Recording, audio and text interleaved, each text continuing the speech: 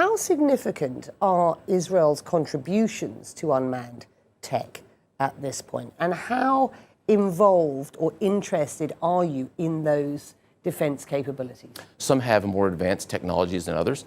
Israel's a good example. They have some advanced technologies that they can use.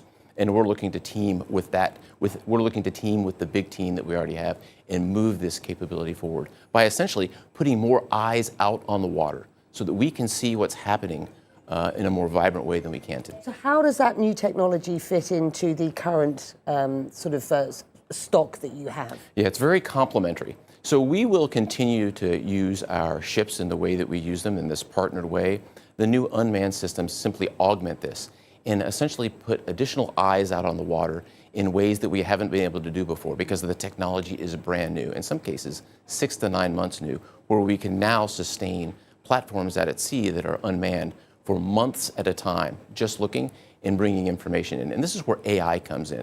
These platforms bring in a lot of information. You have to use AI to dissect all that information and bring it down to the human for decision making. Is the US Navy playing catch up at this point?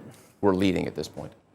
Bahrain spoke of an as yet unnamed international cooperation or coalition comprised of 34 countries, which will include an Israeli minister.